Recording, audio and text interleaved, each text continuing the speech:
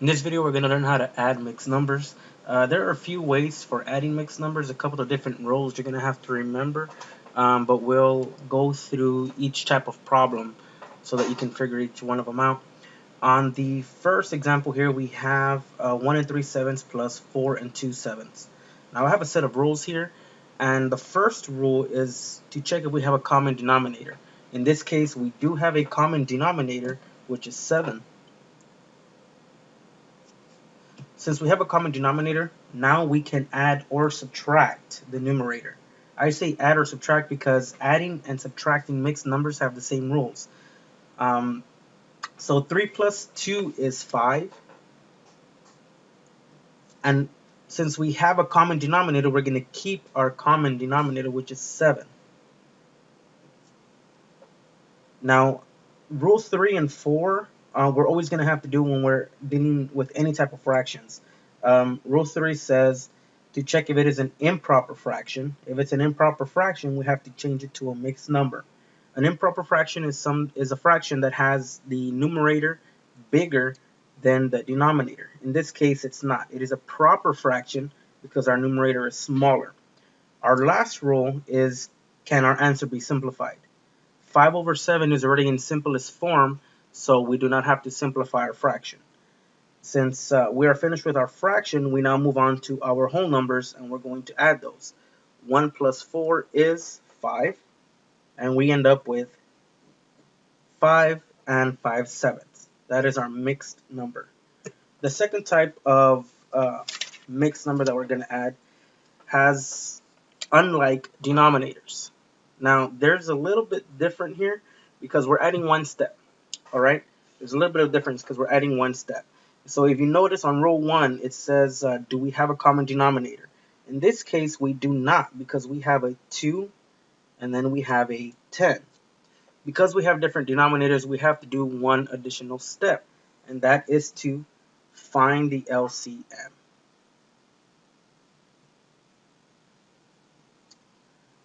Now, the LCM is just a least common multiple.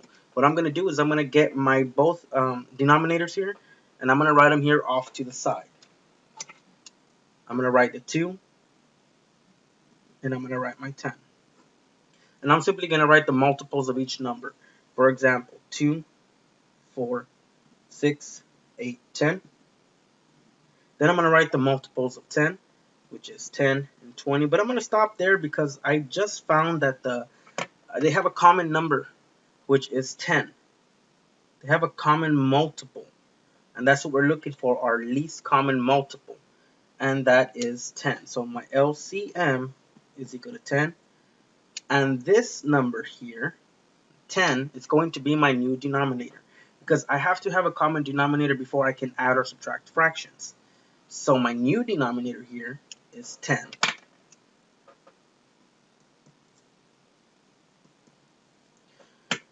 From this point, I have to create equivalent fractions.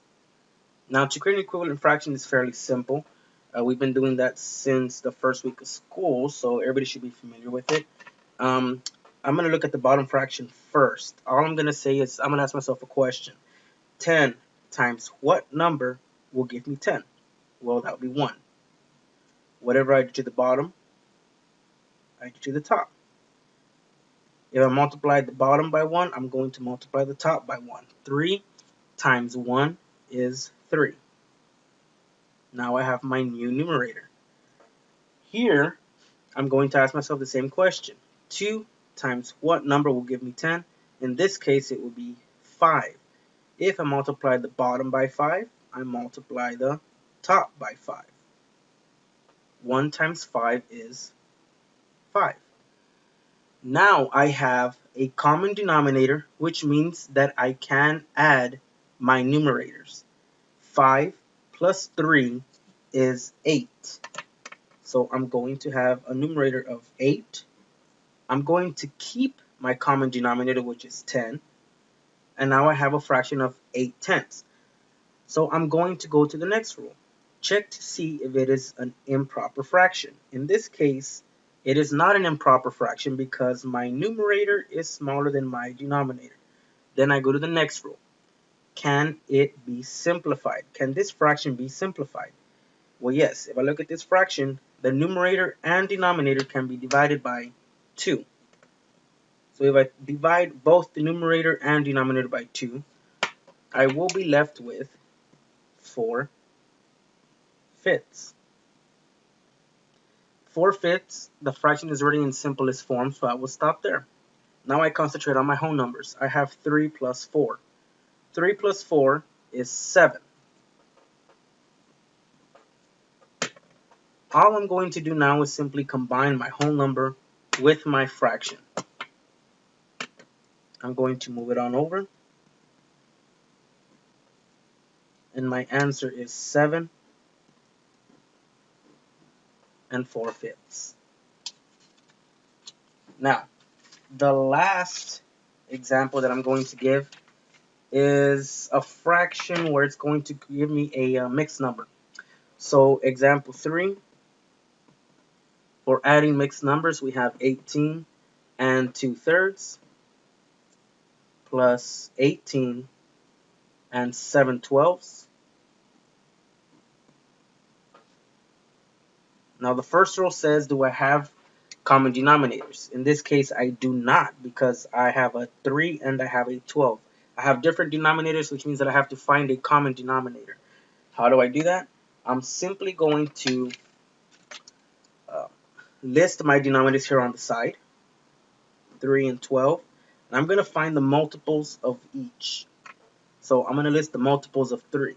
3, 6, 9, 12, 15. I'm going to list the multiples of 12, which is 12 and 24. But I'm going to stop there because my least common multiple is 12. They each have a 12 in common, and that is the least number that they have in common, the smallest number. So my LCM, my least common multiple, equals 12. And this number will be my new denominator. My new denominator now is 12. Now I have to create an equivalent fraction. I have to put something up here as my new numerator. How do I do that?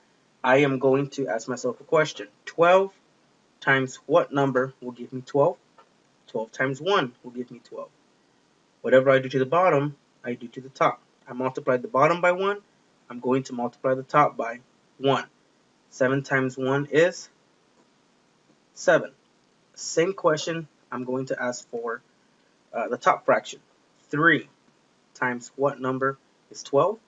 3 times 4 is 12. Whatever I do to the bottom, I do to the top.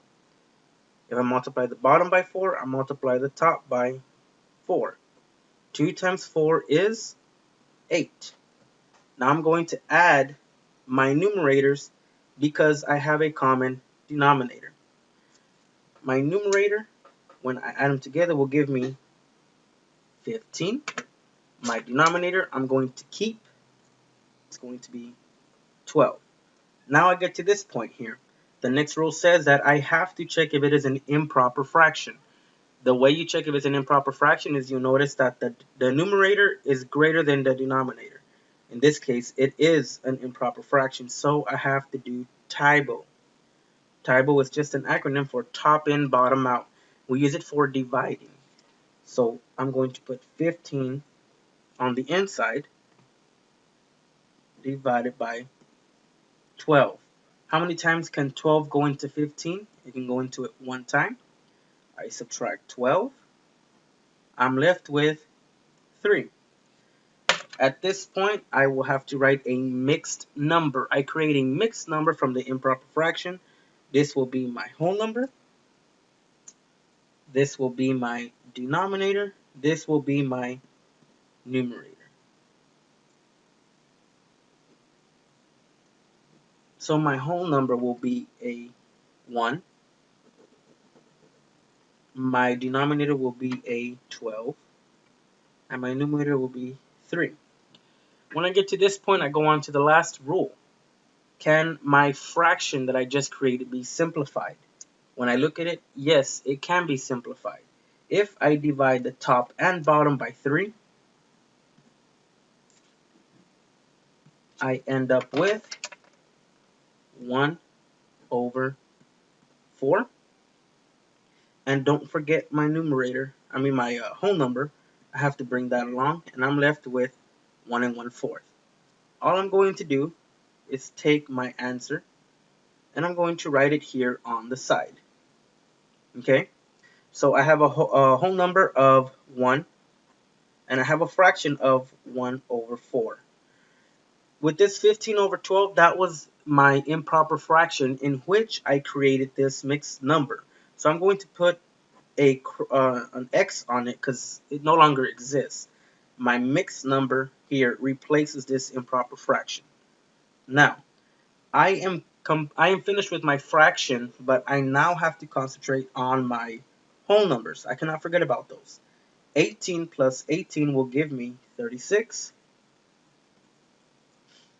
And if I look at this here, I now have a 36 and a 1 1/4.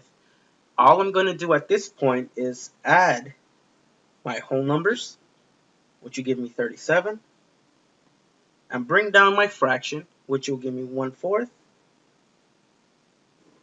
and my final answer will be 37 and 1/4.